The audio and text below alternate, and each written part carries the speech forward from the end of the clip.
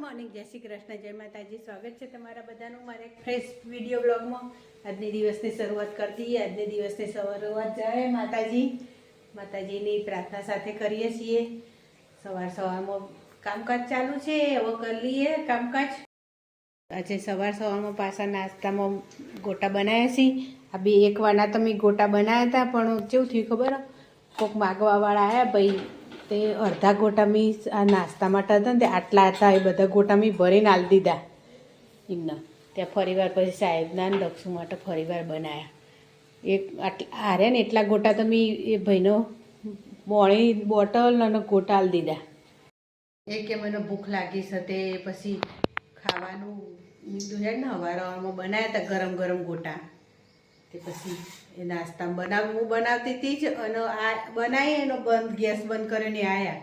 કોઈ બિચારા ગયડા માણસ હતા, 60-70 વર્ષ જેવા.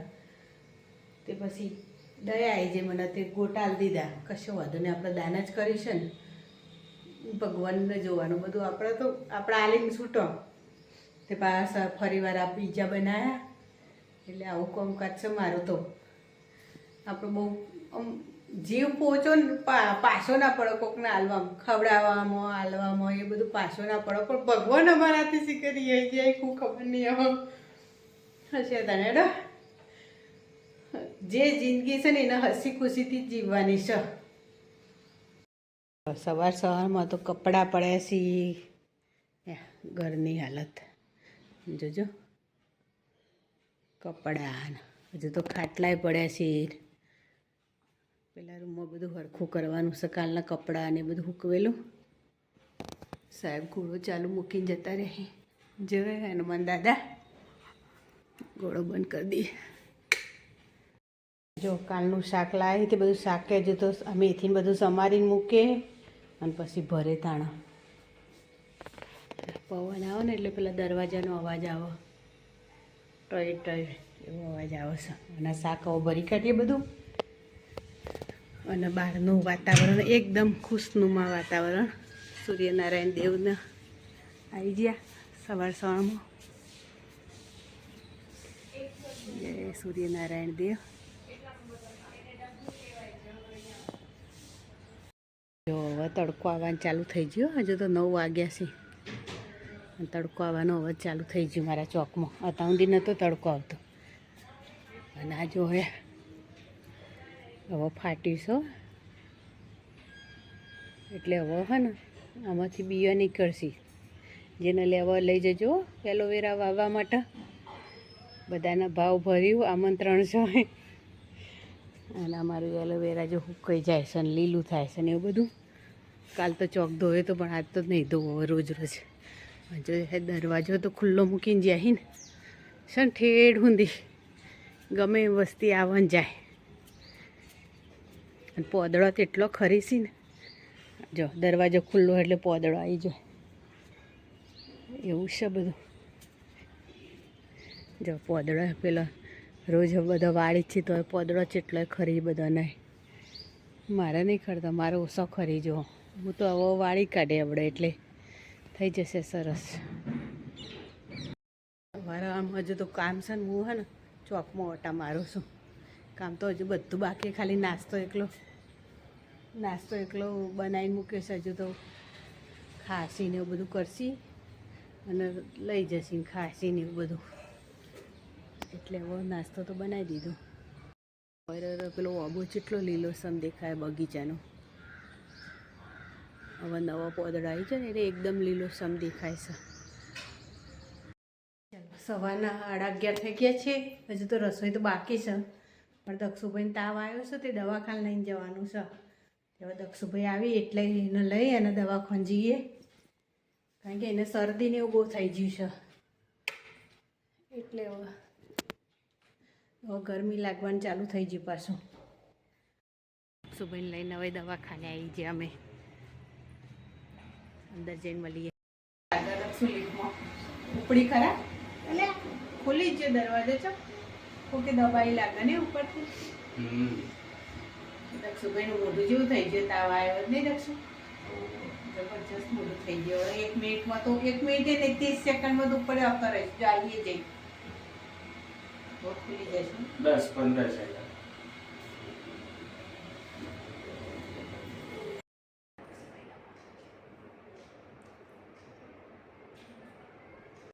દવાખાને જઈને આવ્યા, હવા બહાર થઈ ગયા છીએ. હવે રસોઈ કરવાની તો બાકી છે, હવે ફટફટ રસોઈ કરી દઈએ.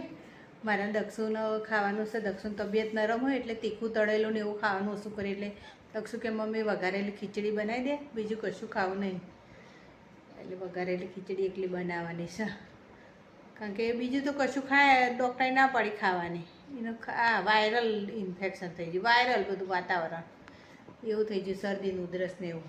ડૉક્ટરે તીખું તળેલું ને એવું ખાવાની ના પાડી દીધી છે. એટલે ભાઈ હવે કે એકલી વઘારેલી ખીચડી બનાવજે, એટલે વઘારેલી ખીચડી એકલી બનાવવાની છે અને દહીં વઘાર દઈશું થોડું, એટલે ચાલશે. આપણે એકલી ખીચડી જ વઘારવાની હતી ને, તો જો સાહેબનો ફોન આવ્યો કે મારે ખાવાનું છે. તેઓ ખીચડી તો વઘારી દીધી હતી, તે પછી જોડે ડુંગળી બટેકાનું શાક કર્યું, લીલી ડુંગળીનું બટેકાનું, અને રોટલી કરી. ઈચ્છા તો નથી આજે રોધવાની, તોય ખીચડી તો બનાવી દીધી, કારણ કે મને થાક લાગ્યો હતો આજ, તો મને થોડું એવું લાગતું હતું, તોય ખીચડી બનાવી હતી મારા દક્ષુ માટે. અને પછી ફોન આવ્યો હતો કે મારે ખાવાનું છે. તો જો શાક લીલી ડુંગળીનું બટેકાનું શાક કરીને જો લોટ બોધવાનો તો બાકી છે, તે લોટ બોધી કાઢીએ. અને આ 2 ચરસ હજુ તો, એટલે કહેવત નહીં કે આપણું મનુષ્યનું ધાર્યું કશું થાય ના. અમુક ધાર્યું થાય, બધું આપણું ધાર્યું ના થાય. સાહેબ આયા ને, સાહેબ આપણું ધાર્યું થાય પણ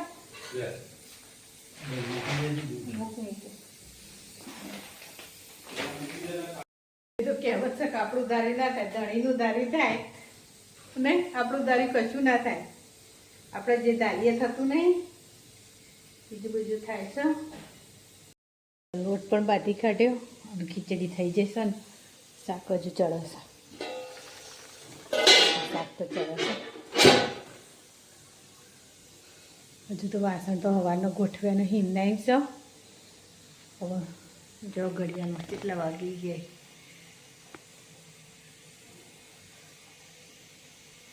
અને રસોઈ તો રોટલી કરવાની બાકી છે.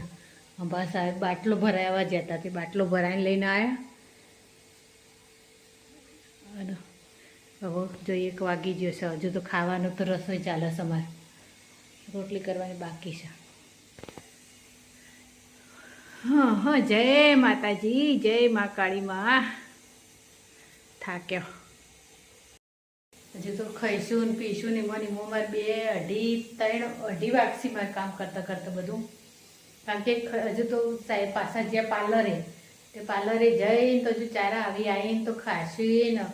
આજે કોઈક અડધી રજા રાખી એવું કહેતા હતા, કારણ કે દક્ષુની તબિયત બરાબર નહીં અને હોળી ધૂળેટી ને એવું બધું છે ને, એટલે રજા રાખવાનું કહેતા હતા અડધી. એટલે પાર્લરે જઈને બધું હમું કરીને આવીને હજુ તો ખાસીને પછી ખાઈ રહ્યા પછી હું બધું કામ ને એવું બધું કરે, પછી કેટલા વાગશે મારે એ જ મને ખબર પડતી નહીં.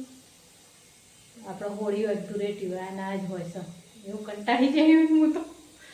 રોજ રોજ કોઈ નવીનતા જ નહીં. હેડો ઘરમાં મેં જેટલું મસ્ત ચોખ્ખું કરી દીધું હતું ને, સાહેબ આને એક થેલી હોય નાખી દીધી. આ દક્ષુન અંગાત હું દવાખાને જતી ને તો ઓઢણી ઓઢી હતી, મેં ઓઢણી મૂકી. અને બધું માલ તો આ રૂમમાં તો બધું માલ ને એવું બધું ભર્યું છે. અને બાટલો ભરાઈને લાવ્યા. રસોઈ તો થઈ ગઈ, 1:30 વાગી ગયો છે, રસોઈ થઈ જશે. પણ હજુ ખાવાવાળા આવ્યા નહીં. 1:30 તો વાગી ગયો. ચાણ આવશે, હું ચાણ ખાઈશું, ચાણ કોમ કરીશું ને. હે ભગવાન, થાક્યો, થાકી ગયો. પગ દુખી, વજન વધારે ને એટલે પગ દુખી જાય. એટલે એડો રાહ જોઈએ ત્યારે બીજું શું કરીશું. બપોરના કેટલા ખબર, 3:30 5 મિનિટ બાકી છે. અને હવે મારું કામ પત્યું છે. બોલે 3:30 વાગે જો તમને બતાવું તો 3:30 5 મિનિટ બાકી છે. અને હવે કામ પત્યું છે. મેં દવા હાથે તો ચા જ બનાવી દેવા દે. હવે ચા ખાવા ચા તો એટલે સાહેબ ચા બનાય એટલે આડું જેવું પડવાનું હોય. એટલે કીધું હાથે તો ચા બનાવી ઢોકી મૂકું એટલે એમને ઉઠી તાર ચા પીવો તાર પીવી. એટલે વાતે તો ચા બનાવીને જ ઊંઘવું છે. ચા મૂકી દીધી છે તપેલીમાં, બધું સાફ કરી દીધું પ્લેટફોર્મના ઘર ને બધું. ફરીવાર પાછું આવ્યા હતા તે બધું બગાડીને જતા, તે પાછું ફરીવાર પોતું કર્યું, કપડાં વાળ્યા અને વાસણ ગઠ્યા અને વાસણ લૂસીને ચડાવ્યા અને એમાં ઘડિયાળમાં વાગી ગયા 3:30. જો 3:30 થઈ જશે ને ઘડિયાળમાં કમ્પ્લીટ. હવે કામ પત્યું છે, શું કરીશું કહો. અને કે હવે બૈરો ઘેરના ઘેર રહી આવું છે બધું કામકાજ. વાદરે ગાડી પર બેઠો બેઠો ચેવું ખાય છે વાંદરાભાઈ. હોળીનું ચોક વાગે છે ઢોલ ને એવું. હવે ચો વાગે છે ખબર નહીં, અવાજ આવે છે હવે. એ હવે દેખાય થોડું થોડું. એ પેલા વગાડતા વગાડતા જોઈજો.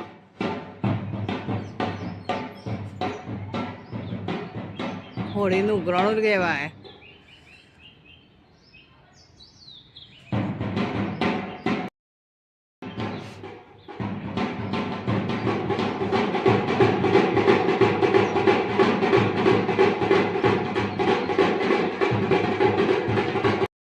મારા ઘર આગળ આવી